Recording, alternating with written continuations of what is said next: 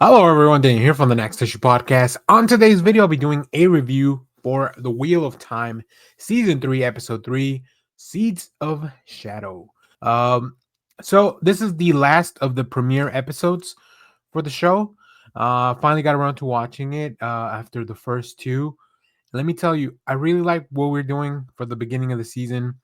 Obviously, we had to split up the group so we could really tell their stories and see them evolve in their own ways. But what I really am enjoying is that everything is a lot more gray now. Like I don't know if Moraine's intentions are strictly pure. All the Aes Sedai, like they're planning to capture the dragon and everything that they have to do. Like it doesn't feel like they are clearly the good guys. Then you have like the White Cloaks who are supposed to be defenders of the people, doing all kinds of bad shit since season one. And yeah, it just really like it's working for me. And then you have all the dark friends and all these like Lanfear, and there's reveals in this episode which we'll talk about in a second. Like Lanfear is the character that I know the least about, like their full like their allegiances, where they lie, right? uh, but it's really interesting. I do love Lanfear and Land, like well, and Rand when they like get together and talk, because I never know what the heck is going on.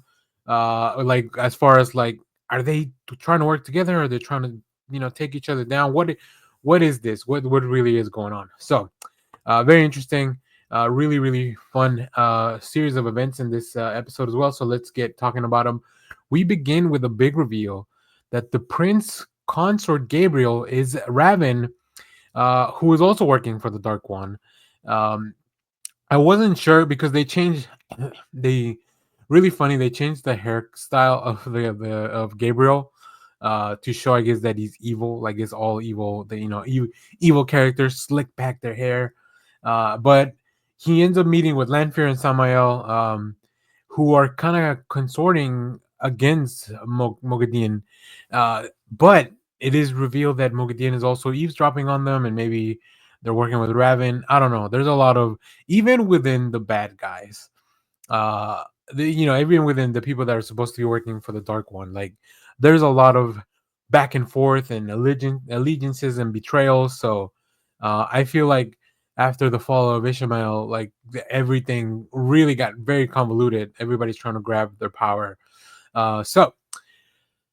also see Elaine and Nynaeve, who have been kind of put in charge of figuring out who the Black Aja are. Like sorting them out from the tower. We also see that Elena has to get some politicking going on with the Reds, to see if she can kind of get back in the fold of things. She stayed behind after the Queen left, but it's been so long since she's been in the tower that the Reds don't really. They've been through a lot, obviously, with Landrin kind of betraying everyone, and they are being kind of a little bit ousted from power and everything. So even within the tower, there's so much conflict going on.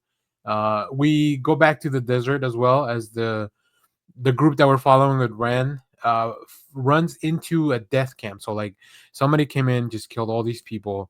So obviously now they have to be on guard.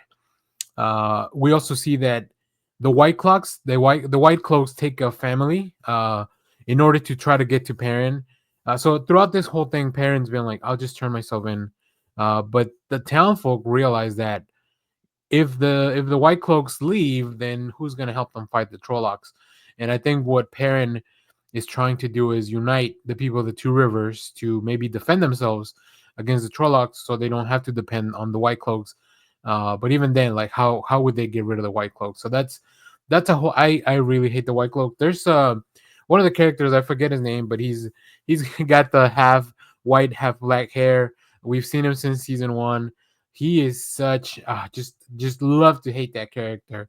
He's written so well, easily made to hate as a watcher. So uh, as Elaine and Nynaeve investigate, they are attacked by another gray man, and we already know where those come from. Then we see that Leandrin and her group go back to her hometown, and that's kind of what Nynaeve and Elaine figure out that they also have to do.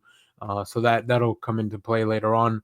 But it is, I really like how now that they are revealed as bad guys, and they don't have to follow the ways of the Aes Sedai anymore. Like everybody gets like a new look. That's really funny. I love when shows do that because it's like they're clearly telling you like it's a really fun visual language of like this is now a bad guy, right? They got the slick hair back, they got the cool gear. They're a lot more confident now, like all that stuff. If you're familiar with Bleach, it's like when Aizen takes off his glasses and slicks back his hair. But we also realize, or I guess we find out, or is confirmed that Egwene is a dream walker, and that's the reason that not only she's been having all these nightmares that Lanfear's kind of in behind, but she also meets the women from the tribe that they run into in the desert in her dreams, and like she went into her dream, and maybe not consciously, and that's why she told her like you don't belong here. That's because that was her own dream.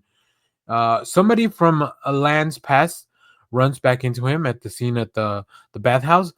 I didn't remember if there was a lot of nudity in the show, but we do see some in this scene, which was not something I was expecting. Like I said, I don't remember. Like I don't follow. Like I don't see this show as like, oh, this is the one where there's nudity. This isn't like Game of Thrones or something where like, oh, it's on HBO. I expect to see it. So um, Perrin, like I said, wants to turn himself in. The town won't let him. Most of them, there's still a few people that um, maybe are like, yeah, you should turn yourself in and leave us alone, right? But I don't think that's gonna play right. Uh, Matt confronts the princes that stayed behind as well to do some of the war training, and he takes them out with just his bow staff. I didn't realize Matt had that fight in him. So good for him. And then to close out the episode, Matt, Elaine, and Nynaeve, they're heading to Tanchico to find Leandrin, but they're being followed by Min. So we'll see how this plays out for the group. Um, I think the story that I'm most interested right now is Elaine, Nynaeve, and Matt. I think they have the most going on for them. And then it's a bit split between parents stuff just because the white cloaks they really bring a lot of tension into the show, um and then the group with Rand, which I feel like that's gonna ramp up very quickly once they finally get to where they need to test Rand, to see if he's I forget, Kalandon. I forget the title. There's a lot of names for the Dragon Reborn, or I guess in a lot of different places here. So yeah, and of course, just all the infighting that's going on between all the allies of the Dark One. Like, I'm rooting for Lanfear just because I don't know. I like her a lot more than the other ones, but who knows? I feel like she's gonna end up. It's not gonna end well for her. So we'll see how that plays out. Anyways, if I missed anything from this episode, anything important, let me know down in the comments. As always, thank you for watching, everyone. Remember to share, like, subscribe, hit the bell so you know when we go live. That is most Saturdays, 10 a.m. Central Standard Time. This week, we talked a little bit about a bunch of new movies, including the new Looney Tunes, The Day the World Ended. So make sure to go check that out. We have a lot of movie reviews. It's a big week. A lot of premieres and a lot of endings as well for different types of shows and movies. So make sure to go check those out. And of course, stay tuned because we'll be talking more about the Wheel of Time as this season goes by. As always, thanks for watching, everyone. Bye bye.